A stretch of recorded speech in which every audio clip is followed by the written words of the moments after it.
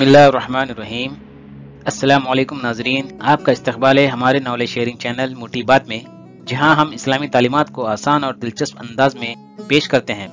आज हम मुख्तलिफ इस्लामी मौज़ूआत पर गुफ्तगू करेंगे। चलिए बगैर वक्त ज़ाया करे वीडियो शुरू करते हैं और दीन की रोशनी में अपनी ज़िंदगी संवारते हैं। आइए नाजरीन, वीडियो शुरू करने से पहले आपसे एक सवाल। हज़रत मोहम्मद सल्लल्लाहु अलैहि वसल्लम के वालिद और वालिदा का नाम क्या था? आप अपना जवाब कमेंट करके बता सकते हैं। जवाब इसी वीडियो में मौजूद है, लिहाजा वीडियो को बिना स्किप करे पूरा देखें। जवाब वीडियो के आखिर में दिया जाएगा। आइए नाजरीन, आज इस्लामी तारीख में हमारे नबी हज़रत मोहम्मद सल्लल्लाहु अलैहि वसल्लम के बारे में अहम नुकात मालूम करते हैं। नबी करीम सल्लल्लाहु अलैहि वसल्लम की पैदाइश अरब के जाहिलाना दौर में एक उम्मीद की किरण थी। दुनिया जब जुल्म सितम और जहालत में डूबी हुई थी, तब आप सल्लल्लाहु अलैहि वसल्लम की आमद से इल्म, हिकमत और अदल का आगाज हुआ। आप सल्लल्लाहु अलैहि वसल्लम माह रबीउल अव्वल आम फील मक्का मुकर्रमा में पैदा हुए, यानी वो साल जिसमें अब्राहा ने हाथियों के साथ खाना काबा पर हमला करने की कोशिश की थी, लेकिन अल्लाह सुब्हानहू तआला ने उसे और उसकी फौज को अबाबिलों के जरिए हलाक कर दिया। आप सल्लल्लाहु अलैहि वसल्लम की पैदाइश कई मौजूज़ों का ज़हूर थी, जैसे कि फारिस की आतिशकदों की आग जो कई हजार साल से जल रही थी वो बुझ गई। कैसर रूम के महलात के 14 सितून गिर गए और काबतुल्लाह में नसब बुत औंधे मुंह गिर पड़े।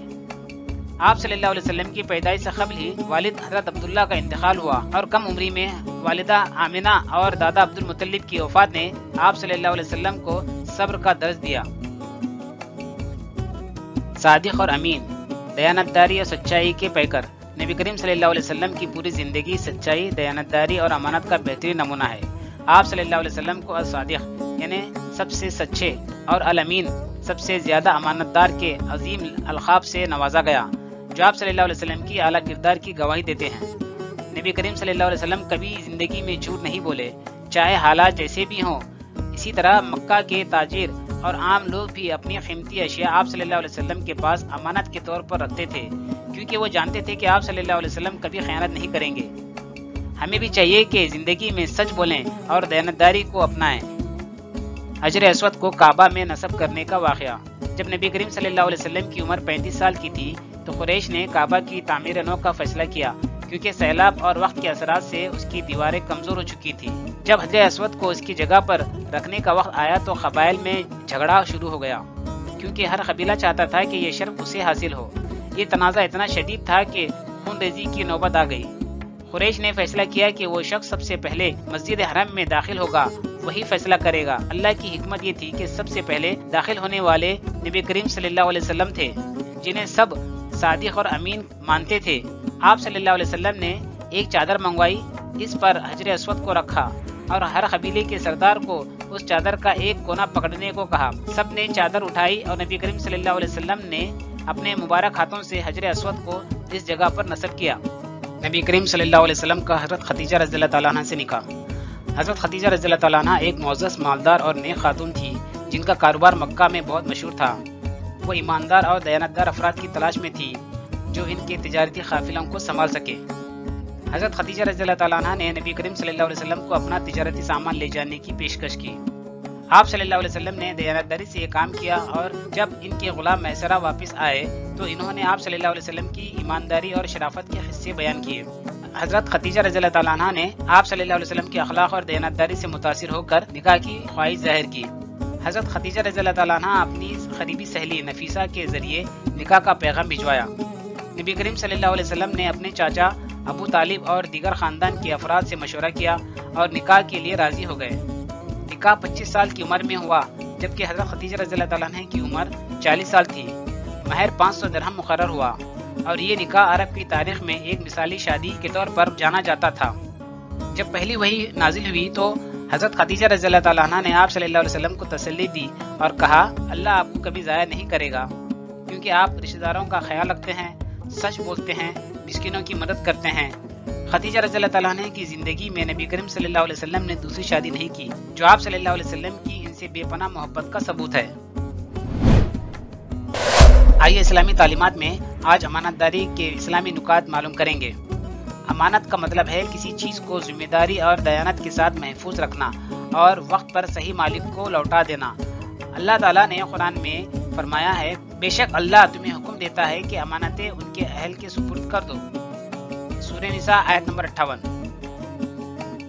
نبی کریم صلی اللہ علیہ وسلم کی امانت داری۔ ہم اس نبی کے امتی ہیں جنہیں کفار مکہ نے صادق اور امین کا لقب دیا، کیونکہ آپ صلی اللہ علیہ وسلم ساری زندگی امانت اور سچائی سے گزاری۔ امانت خواہ وہ نبوت کی ہو یا مالی، ہر شے کی آپ نے بہتر حفاظت فرمائی اور ان امانتوں کو ان کے اہل تک پہنچا دیا۔ ہجرت کے وقت بھی آپ صلی اللہ علیہ وسلم نے حضرت علی رضی اللہ تعالیٰ عنہ کو قریش کی امانتیں واپس کرنے کی ذمہ داری سونپی۔ یہ عظیم صفات ہمیں یہ پیغام دیتی ہیں کہ امانت خواہ کافر کی کیوں نہ ہو، اس کو اس کے اہل تک پہنچا دینا یہ اسلام کی بنیادی تعلیمات ہیں، جہاں سے خوشگوار ماحول جنم دیتا ہے۔ اللہ کے نبی صلی اللہ علیہ وسلم نے دنیاوی امانتوں کے ساتھ نبوت کی امانت بھی ہم تک صحیح سالم پہنچا دی۔ اب یہ امانت ملنے کے بعد کسی بھی امتی کو حق نہیں کہ بدعت کے راستے نئی چیزیں شریعت میں ایجاد کریں۔ ایسا کرنا نعوذ باللہ اللہ کے نبی امین ہونے پر نقطہ کھڑا کرے گا۔ لہٰذا ہمیں چاہیے کہ دنیاوی ہر مسئلہ کتاب اللہ اور سنت رسول سے حل کریں، تاکہ دین کی صداقت صبح قیامت تک کے لیے باقی رہے۔ قیامت میں امانت کا حساب۔ قیامت کے دن امانت داری اور خیانت کا سخت حساب ہوگا۔ جو لوگ امانت میں خیانت کریں گے ان کے لیے سخت وعیدیں ہیں، اور جو لوگ امانت کو محفوظ رکھیں گے ان کے لیے عظیم انعامات ہیں۔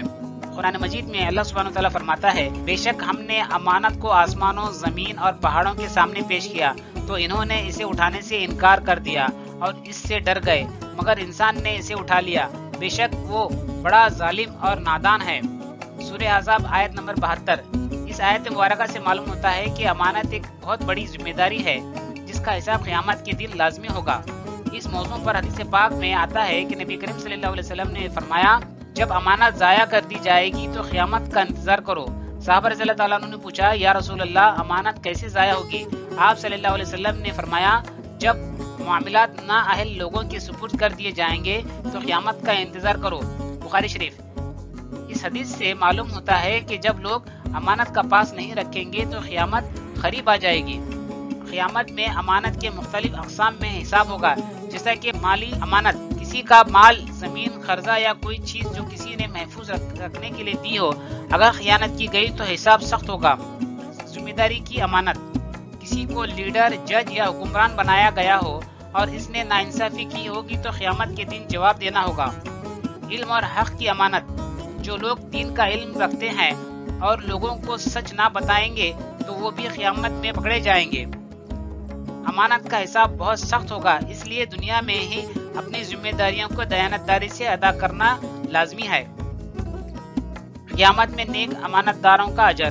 نبی کریم صلی اللہ علیہ وسلم نے ارشاد فرمایا، امانت دار تاجر قیامت کے دن نبیوں، صدیقوں اور شہداؤں کے ساتھ ہوگا۔ ترمذی شریف۔ یعنی جو لوگ امانت داری کو اپنائیں گے وہ جنت میں بلند مقامات پر فائز ہوں گے۔ آئیے قرآن نالج میں آج ہم کاتبین وحی کے بارے میں معلومات حاصل کریں گے۔ نبی کریم صلی اللہ علیہ وسلم پر نازل ہونے والی وحی کو لکھنے والے صحابہ کو کاتبین وحی کہا جاتا ہے۔ چند مشہور کاتبین وحی کے نام کچھ اس طرح سے ہیں۔ حضرت زید بن ثابت رضی اللہ تعالیٰ عنہ، نبی کریم صلی اللہ علیہ وسلم کے سب سے اہم کاتب وحی، جنہوں نے حضرت ابوبکر صدیق رضی اللہ تعالیٰ عنہ کے دور میں قرآن کو جمع کیا۔ حضرت علی بن ابی طالب رضی اللہ تعالیٰ عنہ، نبی کریم صلی اللہ علیہ وسلم کے چچا زاد بھائی، کئی موقع پر وحی لکھنے کی سعادت حاصل کی۔ حضرت معاویہ بن ابی سفیان رضی اللہ تعالیٰ عنہ، فتح مکہ کے بعد اسلام قبول کیا اور وحی لکھنے والوں میں شامل ہوئے۔